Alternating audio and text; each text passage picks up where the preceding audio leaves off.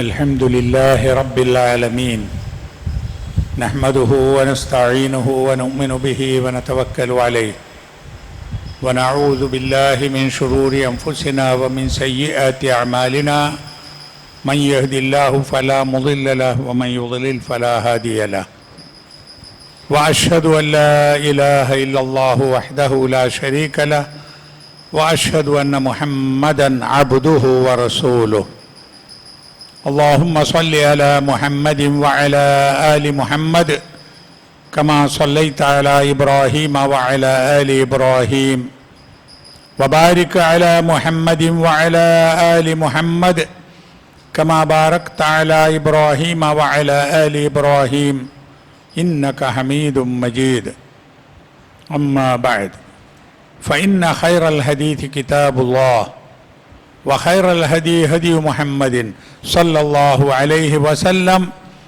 وشر الأمور محدثاتها فكل محدثة بدعة وكل بدعة ضلالة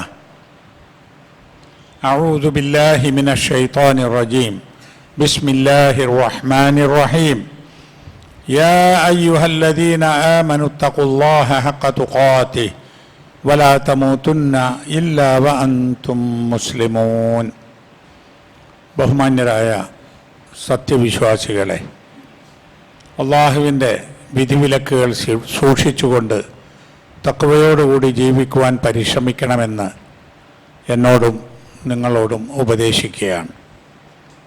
അള്ളാഹു സുബ്ഹാനഹു വ തആല നമ്മുടെ വിജയത്തിന് വേണ്ടി, നമ്മുടെ രക്ഷയ്ക്ക് വേണ്ടി നൽകിയിട്ടുള്ള വളരെ വ്യക്തമായ, വളരെ കൃത്യമായ, വളരെ പ്രായോഗികമായ നിയമനിർദ്ദേശങ്ങളാണ് ഇസ്ലാമിലുള്ളത്.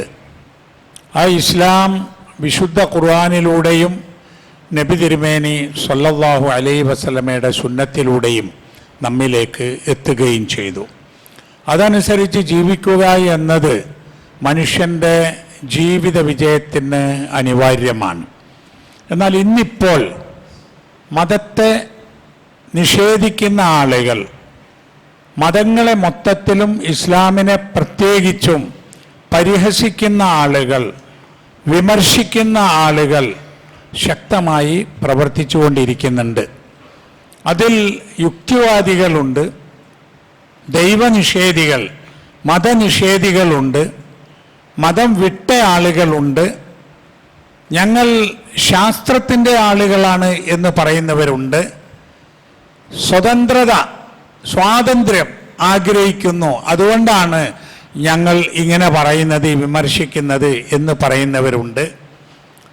വിമോചനത്തിൻ്റെ മാർഗമാണത്, അങ്ങനെ മതനിഷേധം എന്ന് പ്രചരിപ്പിക്കുന്നവരുണ്ട്, പലരുമുണ്ട്. ഈ ആളുകളെല്ലാം ഒന്നിച്ചും ഒറ്റയ്ക്കും ഇസ്ലാമിനെ വിമർശിക്കുക കൂടി വരികയാണ്. മുമ്പും യുക്തിവാദമുണ്ട്, മുമ്പും ദൈവനിഷേധമുണ്ട്.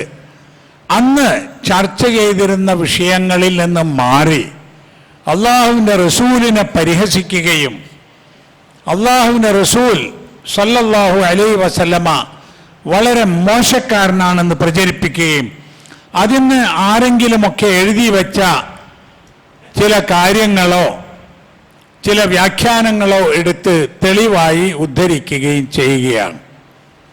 നമ്മെ സംബന്ധിച്ചിടത്തോളം നാം വിശ്വാസികളാണ്, ഈമാനുള്ള ആളുകളാണ്. അള്ളാഹുവിൻ്റെ കലാമായ വിശുദ്ധ ഖുർആൻ മനുഷ്യന് മാർഗദർശനമാണ് എന്ന് വിശ്വസിക്കുന്നവരാണ്. അതുകൊണ്ട് തന്നെ ഖുർആൻ ഇത്തരക്കാരോട് പറഞ്ഞ ഒരു വാക്കുണ്ട്, അത് നമ്മൾ ഉൾക്കൊള്ളണം, നമ്മൾ ആവർത്തിച്ചു പറയണം. അഫലാ യതദബ്ബറൂനൽ ഖുർആന അം അലാ ഖുലൂബിൻ അഖ്ഫാലുഹാ, അവർക്ക് ഖുർആനെ കുറിച്ചൊന്ന് ചിന്തിച്ചുകൂടെ, ഹൃദയങ്ങൾക്ക് പൂട്ടുവെച്ചിട്ടുണ്ടോ എന്നാണ് അള്ളാഹ് ചോദിക്കുന്നത്. അപ്പോൾ ഖുർആൻ ചിന്തിക്കാതെ പഠിക്കാതെ അന്ധമായി വിശ്വസിക്കണം എന്നല്ല അള്ളാഹു പറയുന്നത്. നിങ്ങൾ ഖുർആനിൽ ചിന്തിക്കണം, ഖുർആനെ കുറിച്ച് പഠിക്കണം എന്നാണ്. അങ്ങനെ പഠിക്കുവാൻ ആളുകൾ തയ്യാറായാൽ, ഹൃദയങ്ങൾക്ക് പൂട്ടുവച്ചിട്ടുണ്ടോ എന്ന ചോദ്യം മനുഷ്യൻ്റെ പഠനവും ഗവേഷണവും തുടരണമെന്നാണ്. മനസ്സറിഞ്ഞ് പഠിക്കണം എന്നാണ് പറഞ്ഞത്. അങ്ങനെ പഠിച്ചാൽ എവിടെ എത്തും അതും നമുക്ക് മനസ്സിലാക്കാൻ സാധിക്കും. അങ്ങനെ പഠിച്ചാൽ മനുഷ്യൻ എത്തിച്ചേരുക وَيَتَفَكَّرُونَ فِي خَلْقِ السَّمَاوَاتِ وَالْأَرْضِ رَبَّنَا مَا خَلَقْتَ هَذَا بَاطِلًا سُبْحَانَكَ فَقِنَا عَذَابَ النَّارِ. ഇങ്ങനെ പറയും. എന്താ പറയുന്നത്? ആരാ പറയുന്നത്? ഉലുൽ അൽബാബ്, ബുദ്ധിയുള്ള മനുഷ്യർ. ബുദ്ധിയുള്ള മനുഷ്യർ ചിന്തിക്കുമെന്നാണ്. അങ്ങനെ ചിന്തിക്കാൻ ഖുർആൻ പറയുന്നുമുണ്ട്.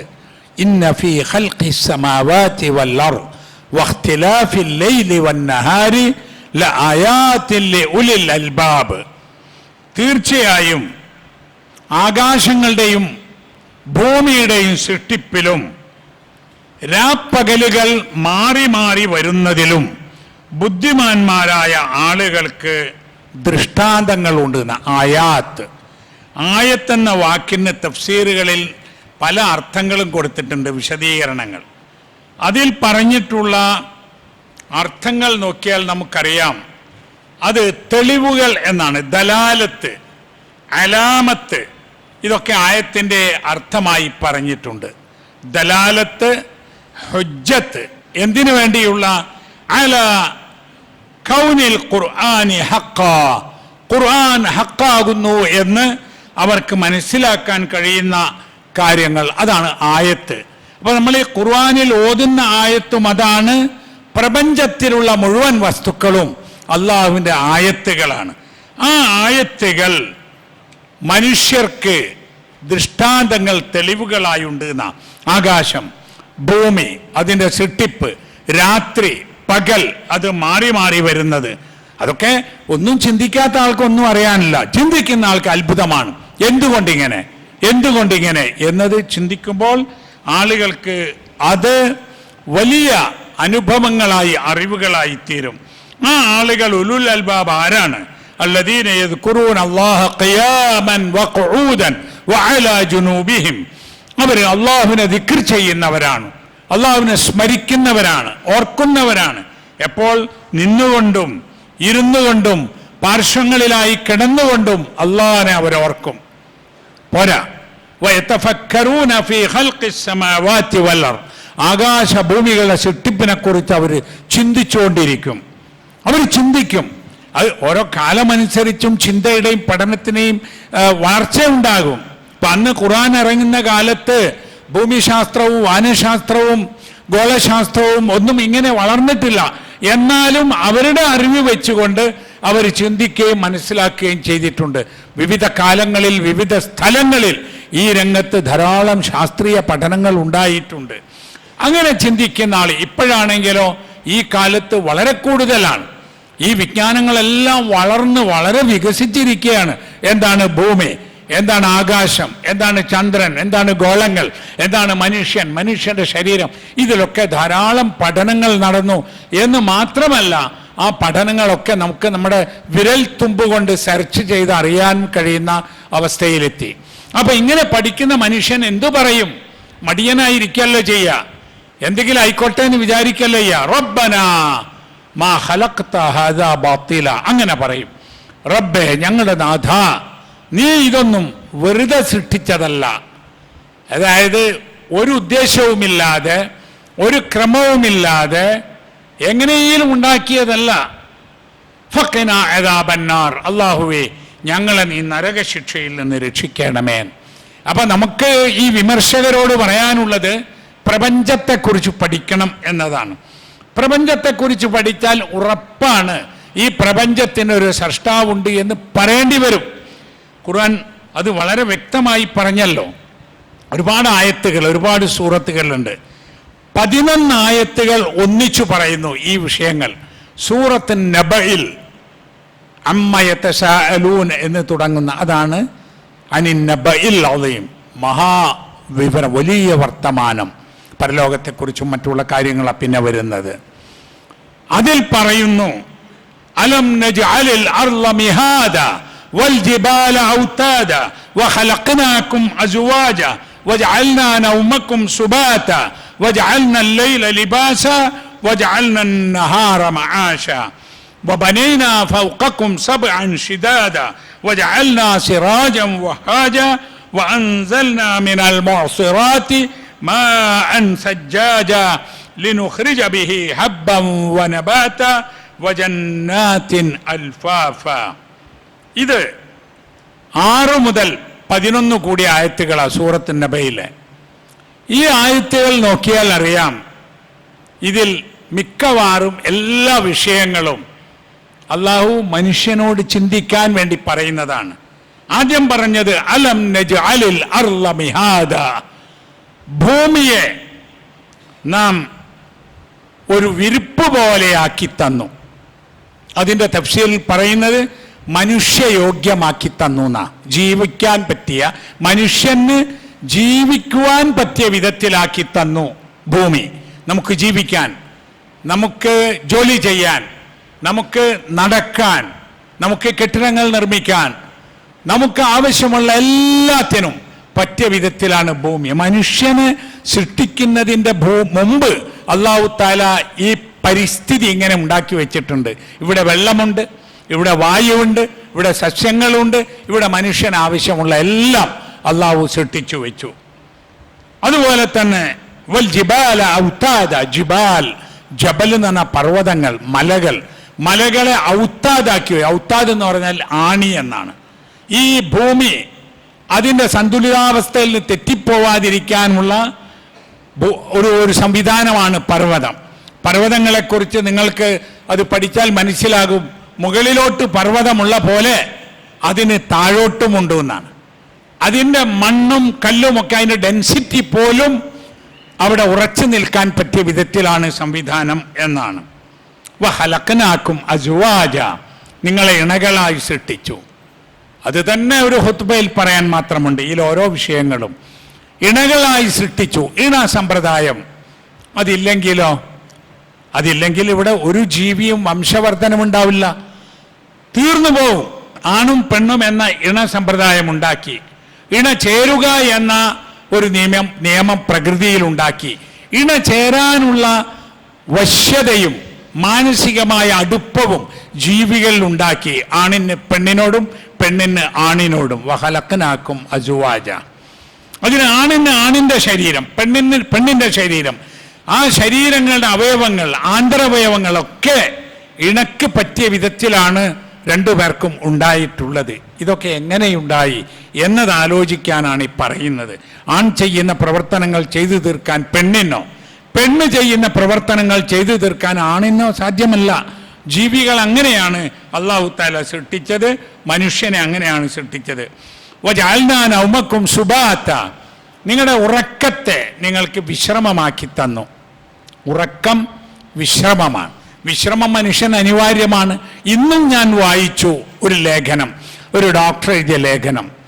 നമ്മുടെ പുതിയ പുതിയ അസുഖങ്ങളില്ലേ, ജീവിതശൈലി രോഗങ്ങൾ, പല മാറാവ്യാധികൾ, ഒന്നാമത്തെ മരുന്ന് നന്നായി ഉറങ്ങുക, നന്നായി വിശ്രമിക്കുക എന്നതാണ്. അല്ലാഹു തആല ഇവിടെ സൃഷ്ടിച്ച ഏറ്റവും കൃത്യവും ഭദ്രവുമായ കാര്യങ്ങളിൽ ഒന്ന് വജഅൽനാ നൗമക്കും സുബാത, നിങ്ങളുടെ ഉറക്കത്തെ നിങ്ങൾക്ക് വിശ്രമമാക്കി തന്നു. വജഅൽനാ ലൈല ലിബാസ, രാത്രിയെ നിങ്ങൾക്കൊരു മറയാക്കി തന്നു, അല്ലെങ്കിൽ ഒരു വസ്ത്രം പോലെയാക്കി തന്നു. ഇരുട്ട് അത് മനുഷ്യർക്ക് വലിയ അനുഗ്രഹമാണെന്നാണ്. മനുഷ്യൻ്റെ സ്വകാര്യതക്കും മനുഷ്യൻ്റെ ശാന്തമായ ജീവിതത്തിനും വിശ്രമത്തിനും ക്ഷീണം മാറാനും ഒക്കെ ഉള്ള ഒരു സംവിധാനം ഇരുട്ട് വെറുതെ ഉണ്ടാവില്ലല്ലോ. അതിൽ സൂര്യനും അതിൽ ഭൂമിയും അതിൻ്റെ കറക്കങ്ങളും ഒക്കെയായി ബന്ധപ്പെട്ട ഒരു സംവിധാനമാണ് അത് എന്ന് നാം അറിയണം. പിന്നെ വജഅൽനാ നഹാറ മആശ, പകലിനെ നിങ്ങൾക്ക് ജീവിത സന്ധാരണത്തിനുള്ള, അതായത് ജീവിത ആയോധനത്തിനുള്ള അവസ്ഥയുമാക്കി തന്നു. സൂര്യൻ, പ്രകാശം, ഊർജം, മനുഷ്യന് ജോലി ചെയ്യാൻ ഒക്കെ തന്നെ ഒരവസരം പകലിൽ അള്ളാഹു വെച്ചു തന്നിരിക്കുന്നു. വബനൈനാ ഫൗഖക്കും സബ്അൻ ശിദാദ, നിങ്ങളുടെ മുകളിൽ 7 ബലിഷ്ഠമായ ആകാശങ്ങളെയും അള്ളാഹു സൃഷ്ടിച്ചു.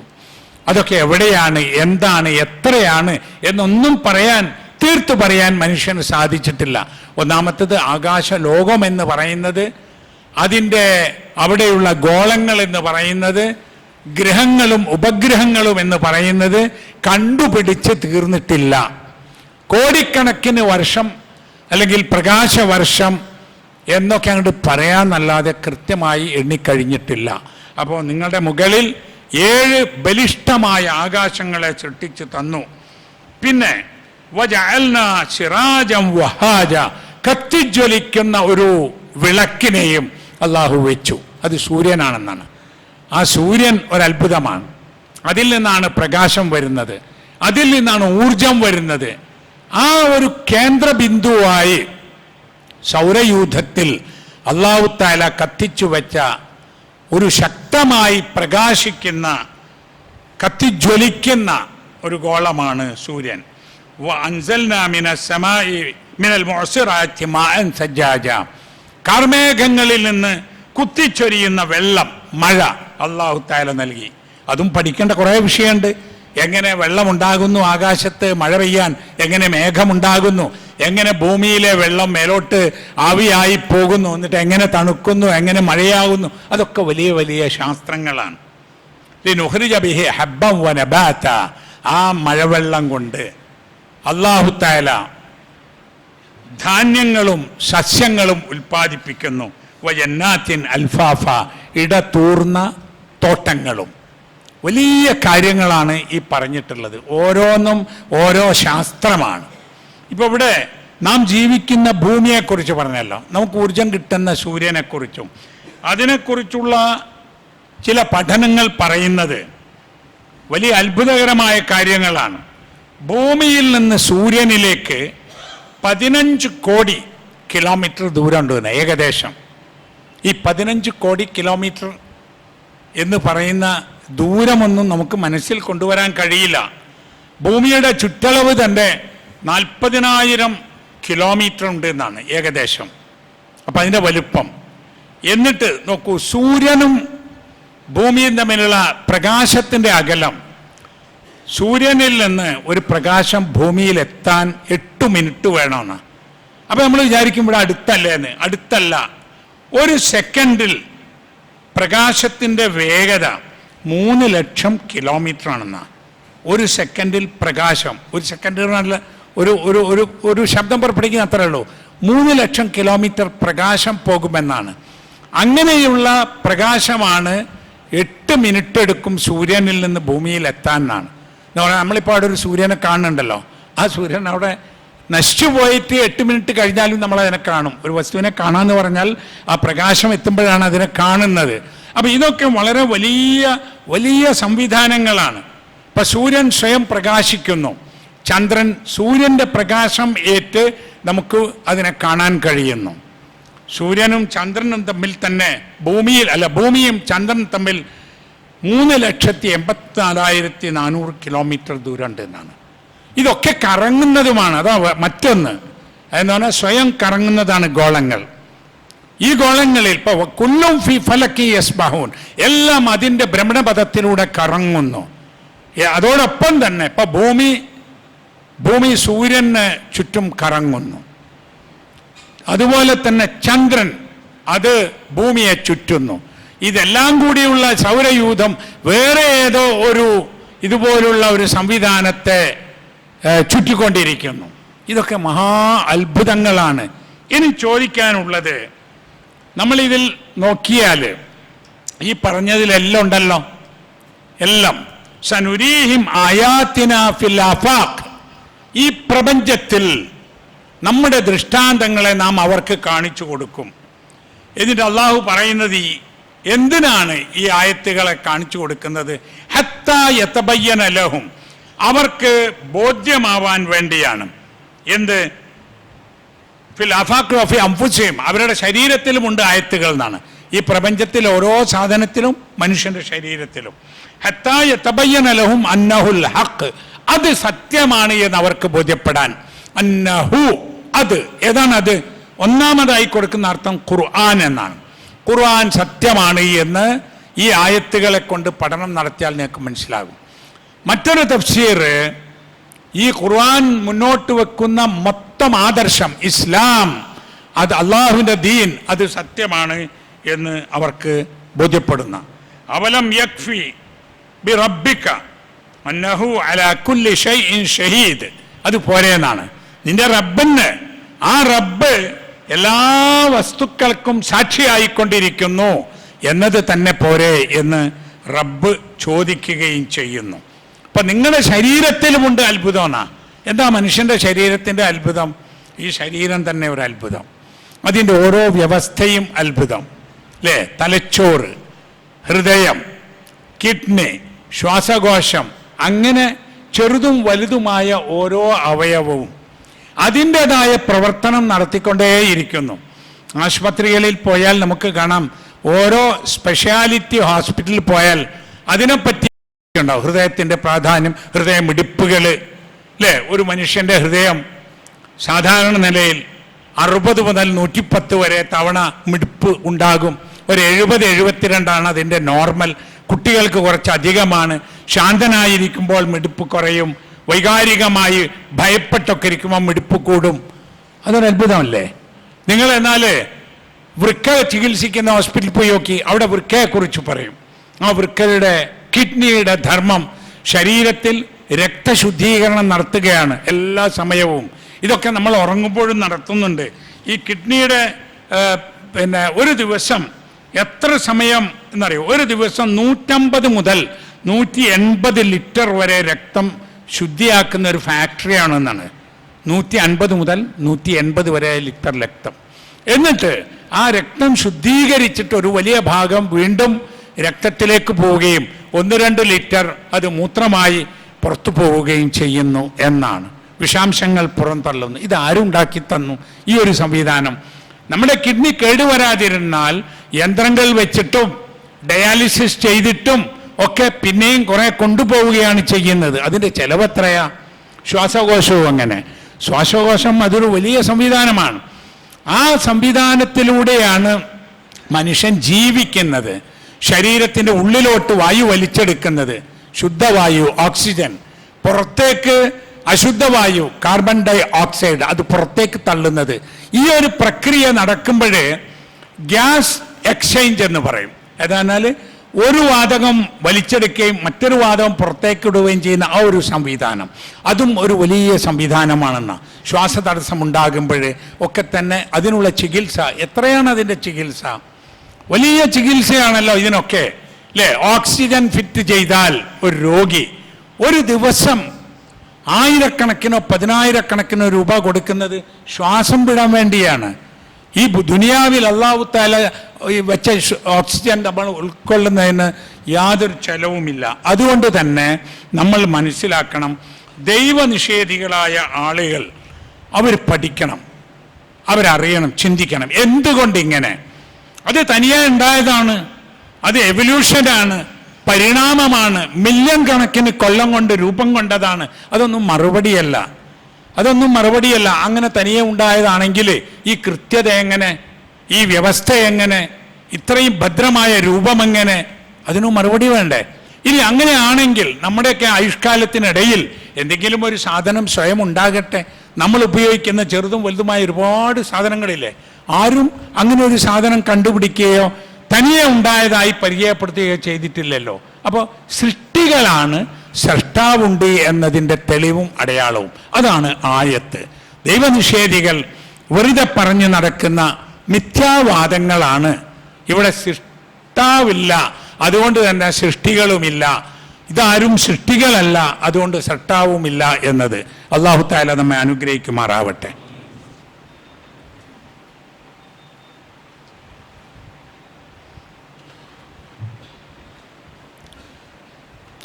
അൽഹംദുലില്ലാഹി റബ്ബിൽ ആലമീൻ വലാഖിബത്തു ലിൽ മുത്തഖീൻ വസല്ലല്ലാഹു അലാ നബിയ്യിഹിൽ കരീം വഅലാ ആലിഹി വസഹ്ബിഹി അജ്മഈൻ.